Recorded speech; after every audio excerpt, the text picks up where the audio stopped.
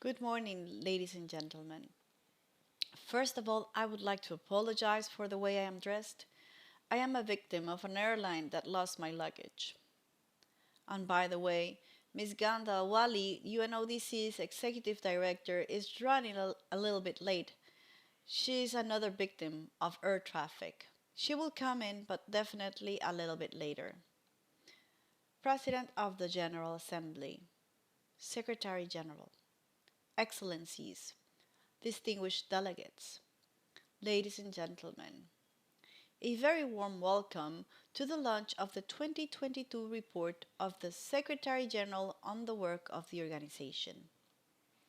In particular, my address aims to give you a glimpse of today's global drug landscape and the efforts the UN has made to tackle drug abuse and trafficking as well as other related crimes throughout 2022 around the world. As we well know, drugs threaten the well being of people everywhere. According to new estimates, some 35 million people in the world suffer from drug use disorders and require urgent services. Furthermore, drugs undermine security and development in some regions. As an international community, it's a must for us to come together and share the responsibility for tackling the global drug problem. Growing economic uncertainty and the COVID 19 pandemic have exacerbated global problems related to drugs, organized crime, and terrorism. Consequently, we are seeing an increase in illicit trafficking in firearms, violence against women and girls, trafficking in persons, and a deteriorating situation for people in prison. Societies also continue to grapple with drug problems, including opioids and new psychoactive substances.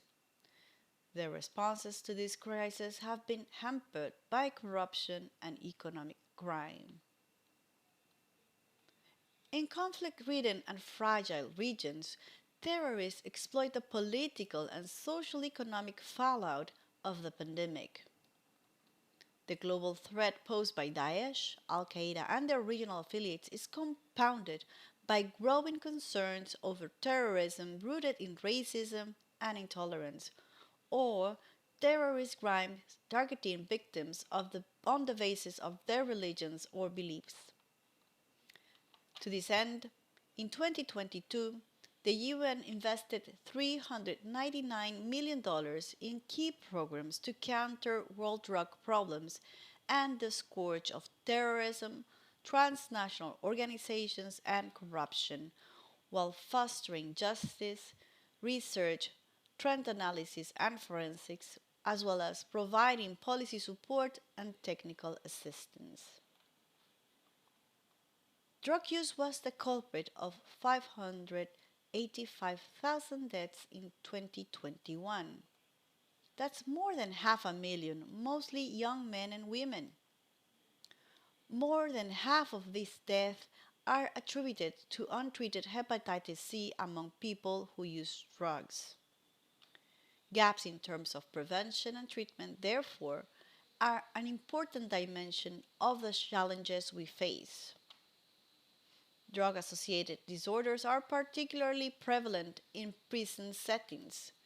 Those incarcerated face higher risk of HIV and hepatitis C transmission, yet they are severely underserviced by treatment programs. In 2021, North America saw the number of overdose deaths resulting from the use of opioids rise by some 14%.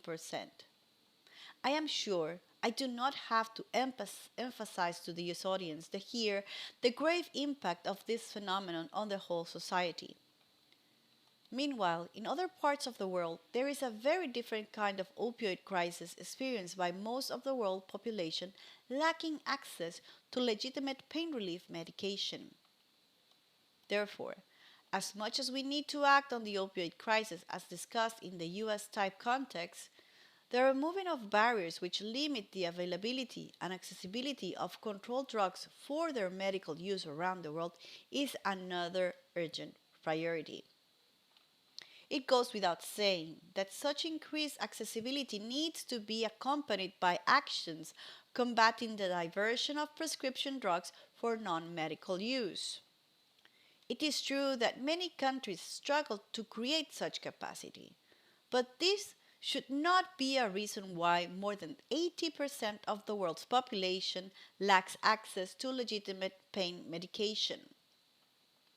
Furthermore, there is another kind of opioid crisis affecting Africa, especially in West, Central, and North Africa. A healthcare worker in Africa warned us. Young people trying to cope with poverty resort to opioids. Almost half of all countries have reported non medical use, seizures, or trafficking of tramadol, an opioid painkiller. To this day, this situation remains outside international control.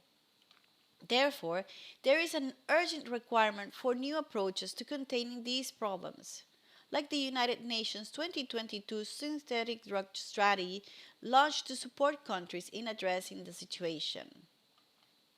The launch of this new strategy comes at a critical moment. The number of new psychoactive substances emerging on illicit drug markets has increased sixfold in the past decade and reached a record high of over 1,000 unique substances in 2020. Annual global seizures of amphetamine type stimulants increased by 64% in 2019, while opioid use disorder deaths have gone up by 71% over the past decade. The new synthetic drug strategy builds on UNODC's experience and lessons learned from the past years in dealing with the opioid crisis. The strategy will offer a balanced and comprehensive framework that is grounded in science, with a particular emphasis on evidence based responses for women and youth in recognition of the specific challenges they face. As well, the UN has trained over 2,700 caregivers regarding psychoactive substance use and enhanced the capacity of 1,900 policymakers on family focused treatment.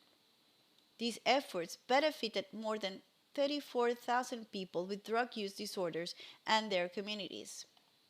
In 2022, we've engaged over 2,200 people from 500 civil society organizations in crime prevention activities related to the United Nations Convention Against Corruption and the United Nations Convention Against Transnational Organized Crime. We've also trained over 4,000 law enforcement professionals on illicit trafficking financial flows in 3 Asian countries. We've seen that community outreach has proven to be a key part of any United Nations program implementing youth centered drug prevention activities in low and middle income countries. I know that through science, informed processes, evidence, and knowledge, our new strategies will help policymakers introduce effective policy directions and strategies to disrupt the manufacture and trafficking of synthetic drugs and to provide access to treatment in different parts of the world. Taking a swift and comprehensive actions against this systematic drug problem can ensure that no one will be left behind. Finally, there is a continuing persistent need to improve data and analysis given the evolving complexity of global challenges linked to drugs. Sustainable and impartial research enables our understanding of the problems we face and helps inform policy decisions so that we can accelerate quick actions on the ground necessary to protect people around the world from illicit drugs and associated criminality. This is an essential dimension of the balanced, integrated, comprehensive, multidisciplinary, and scientific evidence based approach to the world drug problem for which the CNDS Ministerial Declaration has called. I hope the findings presented today and the discussions it generates will contribute to further collaborative thinking and action. Thank you once again for your interest in this very important topic, and allow me, please, to now give the floor to my colleague Chloe Camperters, UNODC's Chief of Research, who will elaborate on the key findings of the World Drug Report 2022. Thank you very much.